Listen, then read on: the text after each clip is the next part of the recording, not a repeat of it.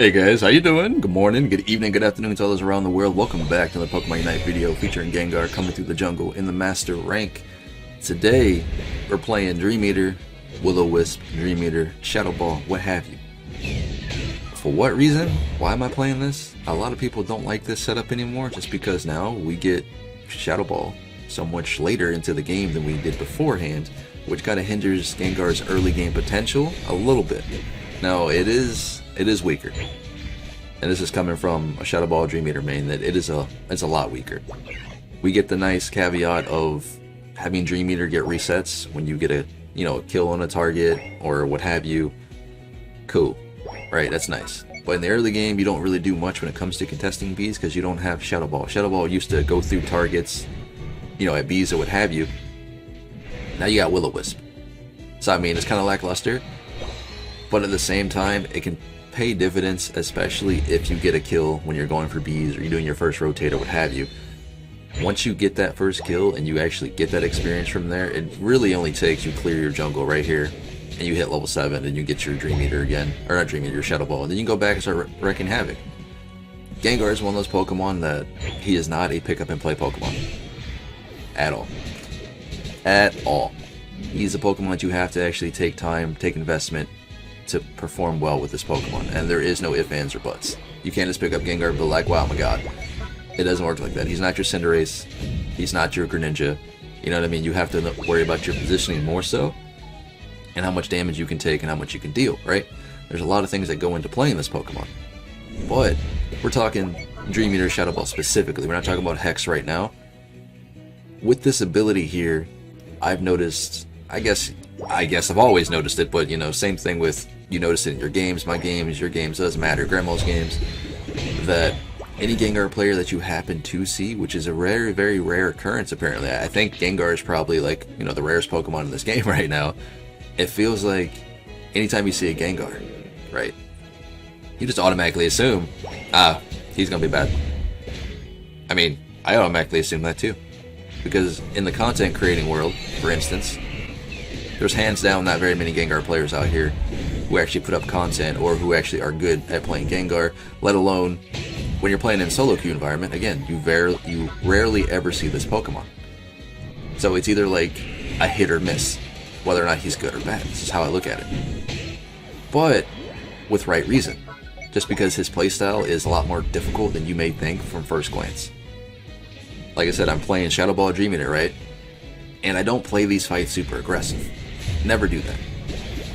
Every Gengar you typically probably will see is generally going to be like, wow, I hit Dream Eater going in instantly. It's like that Lucario syndrome where I have 6 points, I better go score. Oh, Dreadnought's bot lane? No, it's okay, I have 6 points, I better go score. Like, it's the same mentality where most Gengar players just land a Dream Eater, they immediately go in and wonder like, wow, why did my team not follow up? And why are you dead though, Gengar? You know what I mean? It's just like one of those situations.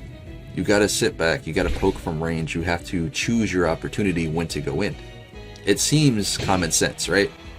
But how many people that you actually see play Gengar actually pay attention to this and actually do this in their team fights or their objectives or in the game in general? Yeah, no, it's rare, right?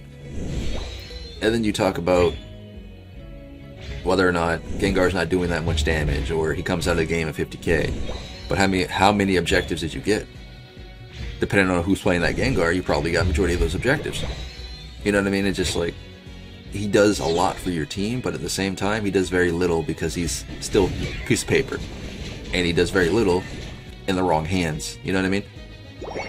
But if you can play these team fights more so like, don't think of yourself as just like go in and assassinate targets. Think of yourself as an poke assassin. In other words, you just sit there, you spam Shadow Balls on your targets, and or you try to Dream Eater the carry on the enemy team. Most players, 9 out of 10, what they're going to think is, most players are going to think that as soon as you land a Dream Eater, oh no, Gengar's going to jump on my face, and they're going to try to leap, right? They're going to try to move out of the area, generally speaking. Sometimes that's true, and that's all you need, because you and yourself, just by being Gengar, you're a threat. I don't know how he got out so quick, but it is what it is. He's gone. I had to pop out somewhere. But in any case, like, you bring that presence of Dream Eater. Like, if you land that ability, they automatically assume you're just going to jump in. So you have that threat there for you. So all you gotta do really is just sit back, throw shadow balls, choose your opportunity when to go in, and just win the team fight. That's it. Like right now, people probably be like, "Ping and Gengar, do some work, auto attack." No, bruh, don't do that. Don't ever do that. I don't want to ever catch someone like playing Gengar in melee range just smacking somebody, unless you're actually playing Hex, where you have to perform auto attacks weave auto attacks in between your Hex. That's different. But when you're playing Shadow Ball Dream Eater, bro, you play literally on cooldown. That's it. You don't walk up in melee range to a Lucario and be like, "Let me slap you right quick." No.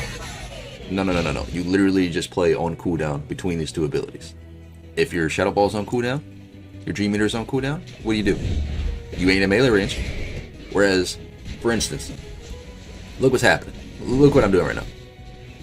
Where am I at? Am I in this team fight? No. I'm behind my Slowbro at all times. I've tried to be. I'm trying to pick off these targets. Keep in mind, as soon as a kill drops, my Dream Eater resets. And I know this, you should know this by playing Gengar. If you don't, then hey, there you go. That's a prime example. They each will fall, and your Dream Eater resets. They rinse and repeat. It's pretty simplistic, but at the same time, it's very hard to perform. And I think with this Pokemon being a piece of paper, and then his skill cap, I think that's probably another reason why we don't see Gengar played that often. Now, when it comes to team fights, like as a whole, for instance, you know what I'm saying? Like, Gengar has a niche role, okay? He has a very, very, very niche role. Because when you're fighting at these Zapdos pits, it's very hard to perform well in that situation when you're fighting in these Zapdos pits. Because a lot of players, when you play Gengar, in these close, these close quarter fights at Zapdos, at Dreadnought, whatever, they kind of just, like I said before, they land a Dream Eater and they instantly go in. Every single time at these fights, you want to sit here, you want to poke from afar, you want to choose your opportunity to go in to deal damage with Gengar, and that's the same situation when you're playing Hex. Look at this, we get a catch. I immediately go in on Cramorant, because it's Cramorant. What is he going to do to me as Gengar? Like, what is he going to do? There's no threat there, so you can take that opportunity to just go in and blow him up. It's the same thing with Cinderace. You land a catch on Cinderace, 9 out of 10, you're going to kill Cinderace, unless he has, what is it called, was it the Blaze Kick thing, where he kicks you and knocks himself back and he has red buff. He might kill you then. Okay, he might kill you then. But at the same time, you know how much damage you can do with this Pokemon. Now, this is really gets on my nerves. Slowbro, Wigglytuff, where are they at? They're literally in Zapdos pit. Like, she's in Zapdos pit. For what reason? She's slapping Zapdos. Yes, I'm going to call people out when I see sort of things like this, because I get comments all the time. How do you fight during these opportunities? Slowbro, Wigglytuff, where do they need to be? They need to be at the chokehold when the Machamp was coming in. You needed to be sitting here zoning my targets off so our DPS can actually take down Zapdos. Instead, she was literally in the Zapdos pit, spamming Sing and slapping Zapdos. It's just one of those ordeals where it's not always Gengar's fault. You know what I mean? It's not always your fault. It's something that you can't control as a player in these solo queue environments. In a team situation, trust me, doing Zapdos, doing Dreadnought, doing objectives, it's so much easier. Because why? We have communication. You know what I'm saying? We know who has Unite moves up. We know all of the situations that can happen. But when you're playing in a solo queue world and you get into a fight with Gengar at Zapdos and you have a support and your tank literally in the pit smacking Zapdos instead of trying to zone the enemy team from coming into you, what are you to do? You know what I mean? Sometimes you'll play Gengar and you'll have these fights that go fantastic. You'll get a lot of picks before Zapdos starts and you give an easy cleanup on Zapdos, and you'll get opportunities like that where you have a great opportunity to take this objective, and your defenders or your supports or what have you, the Pokemon who are supposed to protect you, are not doing that. But either way, we're going to dive into game number 2 with a Hex-related Gengar game. I'll see y'all in a minute. Hey guys, how you doing? Welcome back to game number 2. For those of you that didn't make it all the way through game number 1 for this Master's Guide, good morning, good evening, good afternoon to all those around the world. Welcome back to Gengar Master's Guide, a brand new one as we come through Master Rank in the jungle. Hopefully you guys are learning a lot from this. Like I said, these are just generally my tips, my tricks, my experiences just through straight solo queue environment when it comes to playing Gengar. Now, as of late, again, we have been doing group play, because I did make a poll and a post back a little while ago for the YouTubes. A lot of people are interested in it, and I've been diving into it for the very first time. You learn a lot when it comes from solo queue versus groups. It's like when you're in a solo queue environment, you can transition everything you learn in solo queue into your group play. It's a lot harder to go from playing Pokemon Unite only in groups than transitioning that into solo queue. You know what I mean? It just makes you yourself like more frustrated. Because once you come from a solo queue environment, you're used to all this not rotating and not doing what you're supposed to be doing in objectives, whatever.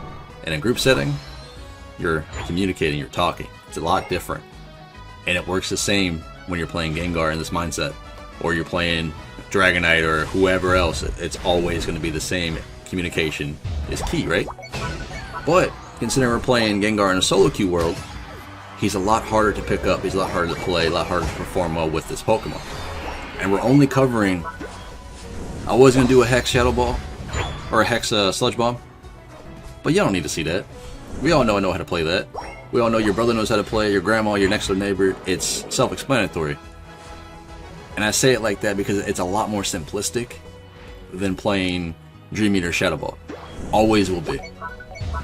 Now, the difference now is that they nerfed Hex a little bit in the previous patch. They nerfed the damage. I don't know why. They nerfed the damage. And then they, how you say, I guess you could say they nerfed Shadow Ball Dream Eater. This is a nerf for me, in my opinion. And again, this is my main setup when I'm playing Gengar. I love Shadow Ball Dream Eater. This is what I play more so than the other one. But this playstyle is legit. You have to learn how to go in to initiate the deal damage, how much damage you can take. There's so much to take in when you're playing Gengar. Right? Let's be honest, there is. He's not a pick up and play Pokemon. I don't care what you say. No one's going to say this Pokemon is cake. He's easy. Nobody. And again, there's not very many content creators out there who actually perform well with this Pokemon. There's a few of us, and we know who they are. I know who they are. They're very, very good with Gengar. And you guys love watching Gengar content from us, right? I get it. But in a solo queue world, for people out there who don't actually put out content, who, when you see a Gengar on your team, it's either hit or miss, right? 9 out of 10, it's pretty much miss, right? They're not very good in that mindset. But for us that put out content for this Pokemon, like I said, you guys know who they are. They're very good players. You guys enjoy watching content from them when it comes to Gengar. And that's where you guys go to learn tips and tricks how to get better with this Pokemon. Not your next door neighbor, not Joe, Bob, Bill, or whoever that randomer is that's locking in Gengar in your team. You know what I mean? He's hit or miss for a lot of people. And I think with Shadow Ball and Dream Eater is more so, if you can't land your abilities, you might as well just go play Hex Sludge Bomb, because that ability is so much easier to land, so much easier to perform well with, because it's pretty much just smash the button down, right? Pretty much, let's be honest. You have to aim it a little bit here and there, but you just literally just smash Hex. And you either get a kill, you don't get a kill, that's it. Whereas Dream Eater Shadow Ball, you gotta land these abilities. And you have a lot of counter Pokemon who can put you in a very bad situation in the jungle, out of the jungle, it doesn't matter. But jungle specifically, when we're talking rotating to bees for the very first rotation, you got Sylveon. Right? I say it, I will say this, you have Sylveon. You've got, what's the name, Talonflame. Zeraora can also be a hard trouble for you. But we're talking level 5 out of the bush, going up for bees. We're talking about those 3 Pokemon specifically. Just because they can put you in a very bad situation when it comes to enemy junglers. They have better rotate than you do in the early game, pre-level 5. Whereas you don't, especially if you're running Dream Eater, because you don't have Shadow Ball during that situation. You know what I mean? Sylveon's got Mystic Fire, she can jump around you. Zeraora typically runs Wild Charge now, and you have a good Greninja player with Red Buff could actually kite you out. Now, when it comes to the Zapdos fights, this is the bread and butter of the game, essentially. You know what I mean? This is where most people struggle when it comes to playing Gengar. But they struggle for good reason, because he's very, very hard to play at Zapdos, okay? He's very difficult to play at Zapdos. And when I'm playing in a group setting, even when I'm playing in solo queue, I never, ever run in head first and just like, hey guys, spam Zapdos, let's do this. No. If you're the one that's doing that on your team playing Gengar, you're the reason why you're losing this game. Every single time. Not your teammates, you. And that's just the way it is. Just because Gengar is not one of those Pokemon that can just jump in there and just start a fight. Think of it like this. Let's talk about in a group setting, for instance. You're sitting here, you're playing in Discord, right? Your communication, you know whose Unite moves up, you guys are ready for this fight.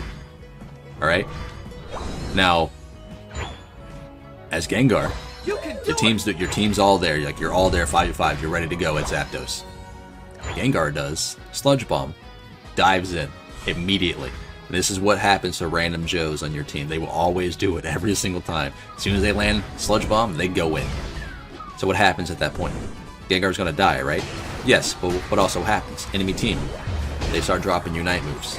All these buddy barriers come out. Gengar's damage is what? It's laughable at that point. Then what happens? Gengar's dead. And here's the rest of your team in a solo queue environment. You're jumping in with Gengar, you're trying to help out, and what? You all get deleted. And it happens all the time. Now when it comes to playing, you can play Shadow Ball Dream Eater, you can play Hex Sludge Bomb, you can play either or. But if you're taking these fights wrong at Zapdos, it's because you're not doing the right job as Gengar, in my opinion. You need to be coming to this fight looking for picks. And this is all team oriented, right? This could be in solo queue environment, whereas Venusaur's going up here to get this Rotom, right? Pay attention to this. He goes up here and gets this Rotom. Why? Enemy team wasn't going to get it before Zapdos spawned. But he goes up there and gets that Rotom. Solo queue environment, an average player, that Gengar right here, might have followed up with Venusaur to help him out. Might have. And then Zapdos is sealed. Like, enemy team got it, you lost. That's the game. Look what's happening. They pop Unite moves to kill Venusaur. Charizard popped his Unite move. Pikachu just did his. I'm golden. I'm going in. I'm getting 3 picks here, and I'm moving on today. Sylveon gets, like, super lucky and pops that Unite move at the last second. But that doesn't matter. Venusaur's back up. Eldegoss is back up. Charizard still doesn't have Unite move right now. Sylveon doesn't have her Unite move. I got 2 picks there. And enemy team blew some of their Unites. We're golden. Venusaur's alive. Got the sustain from Eldegoss. Got her Unite move up. Dragonite's come back in. These picks, they matter so much in these situations. Every time as Gengar. Doesn't matter what. And what I've learned is, even if you lose this Zapdos fight, because you will lose these, 9 out of 10. Because Cinderace, Venusaur, Dragonite, Lucario, Talonflame, they all perform better than you at Zapdos. 9 out of 10. They all have higher still capabilities than you. Alright? I'm talking Unite move Venusaur, Unite move Cinderace, you got Hyper Beam Dragonite, Lucario Power Up Punch, Talonflame can use whatever ability. They all do it better than you. So if you're running into this Zapdos fight headstrong, like we're gonna do this team, which every team 9 out of 10, solo queue or not, they have one of those Pokemon versus your Gengar type thing. So you gotta keep this in mind during these fights. It's not always easy because generally we're playing this game for 8 minutes and then what happens? Zapdos comes up, you fail Zapdos, and then you're like, wow, I don't play no more. That's really pretty much the attitude. But just keep your head up because at the end of the day, Gengar can and will shine at some point. You will get better with this Pokemon as you're playing this Pokemon. Now, in a serious competitive game, it's going to be very difficult for you to perform well, but you can do it. But anyway, this has been Pawse Plays. Hope you guys smash that like button. Tell me I suck. Come join that Discord. We do group games here every single day. Hopefully, I see you guys around. Enjoy it. Catch you guys later. I'm going to head out.